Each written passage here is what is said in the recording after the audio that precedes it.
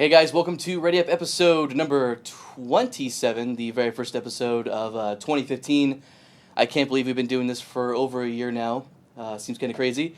Anyways, I'm joined by Jebro today. You guys should be familiar with Jebro. He was part of a little announcement we had like a week ago. If you guys might have heard about it. Jebro, what did you do last weekend? I was in America for something. I mean, that's exciting on its own. An expansion or something like that. Oh, that's pretty. Like, oh, what is that? Heart of Thorns? Is that right? Have I got the name It right? sounds vaguely familiar. Okay. Is it like a right, Tetris right. expansion? Have you been involved in that at all? Yeah, actually. So on a serious note, like we're extremely excited to be able to talk about it finally. I think every day every day getting closer to the announcement, we're just more and more excited to be able to finally tell people what we've been working on. So to start off the episode today, I want to kind of talk about what Ready Up will be doing in terms of Heart of Thorns and how we're going to be rolling out these announcements and how it'll work with POI and everything else. So as you guys know, Ready Up is a very competitive focused show, so we cover things like PvP and World versus World, and we do balance here and there, and we have Carl and Roy and JP on and whatnot.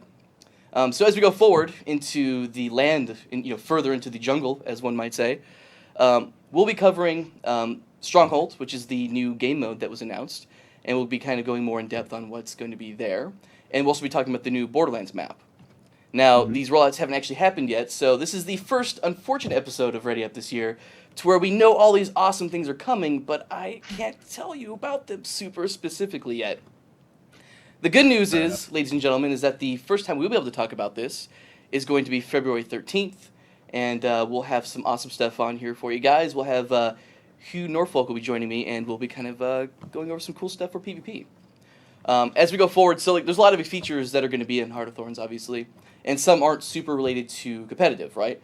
So Revenant and Specializations, for example, are definitely part of Heart of Thorns, but they're not really made by the competitive teams like PvP and World versus World. So what I wanted to, what we're going to be doing there is kind of doing more of a deep dive in terms of like how do those features relate to competitive? Like how will Specializations affect PvP play? How will they affect World versus World? And maybe we'll do a little bit of deep dive theory crafting on how those will work out. Just kind of give you guys a heads up that we'll be covering that there. And of course, the sister show to this, POI, will be doing some more of the generic stuff that you might have seen in the announcement. So, Jeb, did you get all that? Yes, I did. It sounds like awesome stuff. People need to watch. They need to be watching this show a lot over the next. That's the way to put it. I just want to set right out of the gate. I want to set expectations for this episode, and then kind of going what we'll be doing going into the year. So again, we have announced Heart of Thorns, super exciting stuff, but we've got a little bit longer to go before I can talk about the super specifics on things. The good news is, though, is we have some things coming up that will definitely be relevant to you guys, you competitive players out there. So we have some. Like, it's been a long time since we had the show, Jeb. I have not done Ready Up in like 2.5 months. It's been a little bit of a vacation.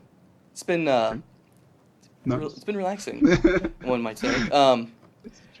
So coming up on February 7th, we have the WTS Invitational Qualifier, which is going to select teams that are going to be going to Boston in March, which is pretty exciting. During that broadcast, we will actually be showing some teaser clips of the new game mode Stronghold. Yeah, I like the squinty eyes. Yeah, so Okay. that'll be like the first real teaser for Stronghold. So if you guys are really interested in seeing how that is going to play out, you guys should tune into the WTS Invitational Qualifier. That'll be next weekend, February 7th. And starts at 7 a.m. for the EU qualifier, and then it'll be at 2 p.m. for North America. Okay, so that's your time, right? Yes, of course. That's Seattle time, the only time that matters. Okay, good. So Jeb, like I said before, we haven't actually had the show in like 3 months or so. So like, let's talk about some things that have happened between then and now. So I think the last time that I had the show, the last thing I talked about was that we're going to be going to China. For the WTS China event. So that happened. That was the thing. So definitely a lot of pluses that came out of that. A couple negatives that we took to heart and are working on rectifying for the future here. But since then, we've also had 2 ESL monthlies, which you've been directly involved with. So, Jeb, what have you been doing every month? Well, basically, what I do is on the morning pretty much of the actual show. I get up about 5 o'clock in the morning. I take a flight. I go to Cologne and meet up with Coloris, who normally takes me out to lunch, actually, randomly. This is pretty And we detailed. just talk. Oh God, yes, the whole day. The whole day is covered. Like a Basically, complete breakdown of your talk about- schedule from the moment you wake up until the it's moment you important. cast. It's intense day of Guild Wars 2 SPVP. But basically, there's a studio in Cologne, in Germany, of course, and we cast. It's very professional. It's next level. You know, I'm not sitting in my room. I'm sitting in a completely different environment with all these professional casters around. Loads of. I could name drop. I'm not gonna, because that's just.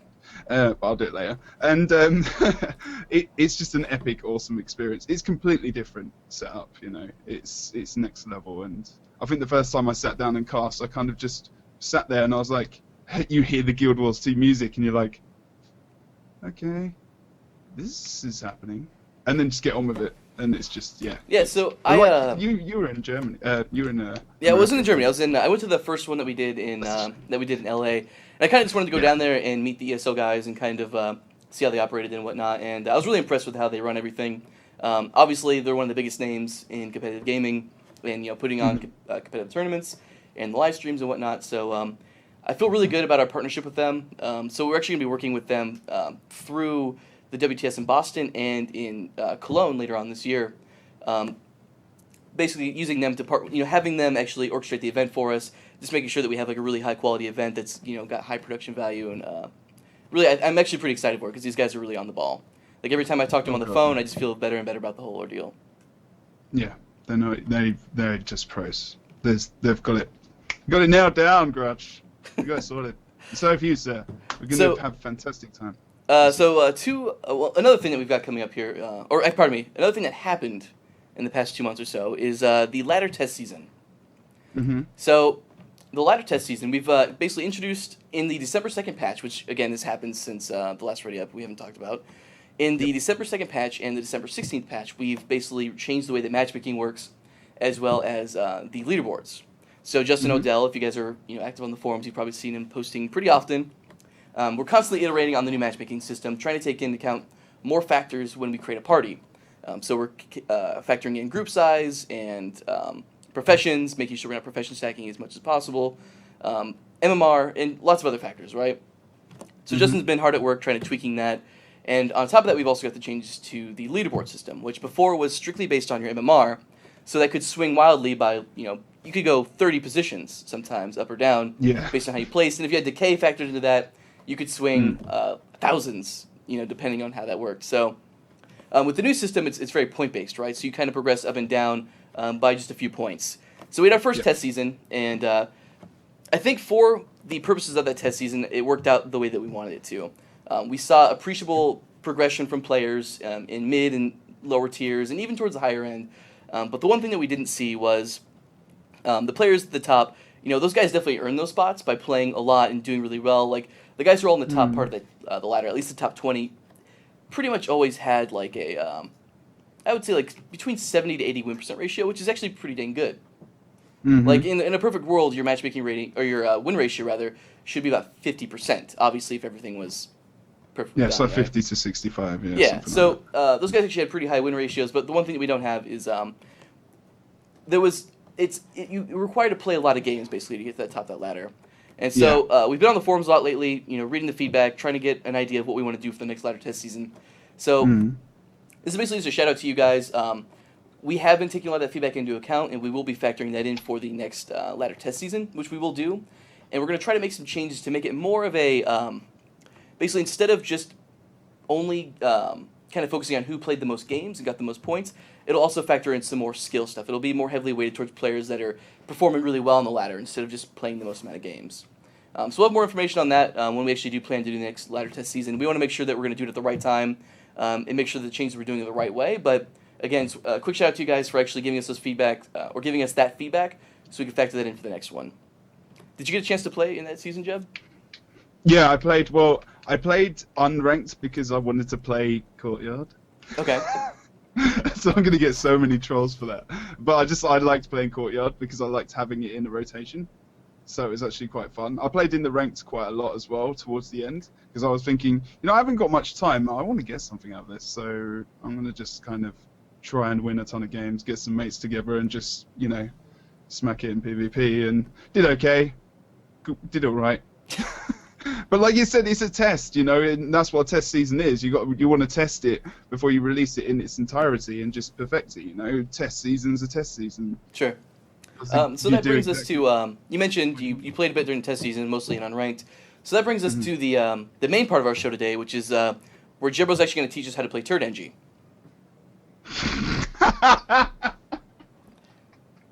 Sorry, I'm just kidding.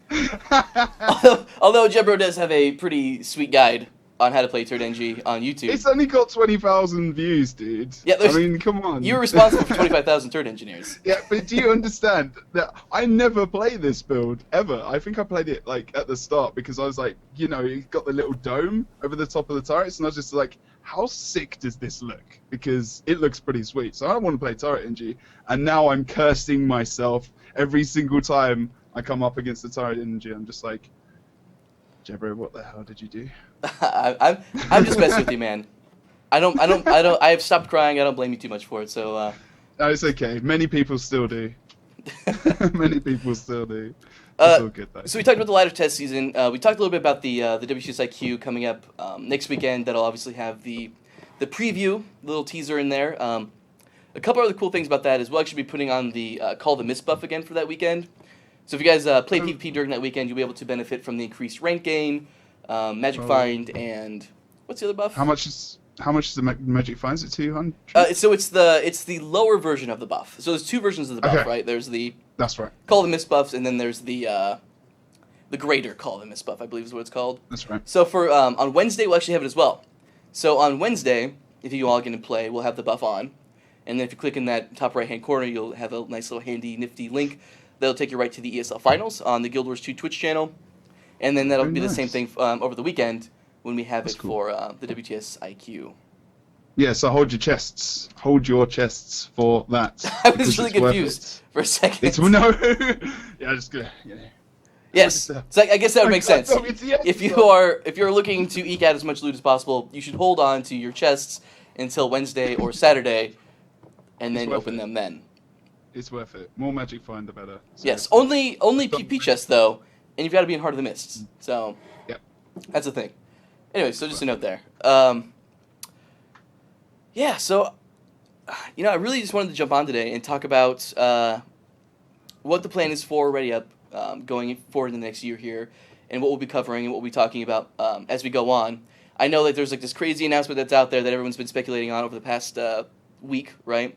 A lot of hype being built up, and looking forward to actually deep diving into those features with you guys, along with our devs here. The one question that I have for you guys today, though, is when it comes to looking at things like I mentioned before, like the specializations and the Revenant, not necessarily not strictly for PvP, right? It's not strictly for competitive players, but it will apply to them essentially. So I'm kind of curious if we do a deep dive, more of like a technical Theorcraft deep dive into those professions, mechanics. What would you guys want to see? And if you guys just throw your answers into Twitch chat here, I'll take a look after the show, and I'll try to incorporate that into those shows once we do get that far down the line. So I think that's all I got. That's really all I got, Jeb. That's all I got today. This is a super short, to-the-point episode. Not trying to waste anyone's time, and we're going to get out the door. What do you think? Start of the year, I think that sounds pretty good. Yeah. You nailed it down. It's like a teaser of a show that'll happen later this year. And you gave people you did give people a bit of info because you told them that there's going to be a bit of the expansion, revealed during that time. So your stronghold is like the thing I'm looking forward to pretty much the most. Yeah, me too. I've definitely played a lot of it. I'll definitely be there. I've played a decent bit of it, so I'm pretty well versed in. Don't make me jealous now. Don't make me jealous now. Yeah. So, anyways, guys, make sure to follow the Guild Wars 2 Twitch channel. You can click the follow button below. I'm gonna do that YouTube thing. Click the follow button below to be notified when we go live. Like I said, we'll actually be doing a lot of hot related content on this channel. Not only me, but also with POI and a lot of other stuff we'll be doing, so make sure to check it out. Follow Mr. Jeb down here on Twitter. He does a lot of stuff. Like I said before, he's a shoutcaster for lots of events. He was also out there for the Heart of Thorns announcement, which was pretty cool. Did a great job hosting. Mm-hmm. And you can always follow me for really inane tweets, just really about nothing. I'm actually quite boring to follow, but if you do feel like throwing me a bone, feel free to do that as well. But I think that's all we got for you guys today, so thanks for tuning in, and Jebro, I appreciate you coming on and hanging out with me for a couple of minutes. No worries, I just wanted man. to see your Thanks face. for I just wanted to see the baldest beast. Oh, wait. I can put it in chat know- as well. I'll do that in a bit afterwards. All right, thanks. Thanks again for coming on, man, and thanks guys for worries. tuning into the channel today. We will see you shortly, and make sure to tune in every Friday for either POI or Ready Up. We're officially back this year, so starting now and every 2 weeks, I'll be back talking to you guys about stuff. So thanks again, and we'll see you Good next time. stuff. Epic stuff.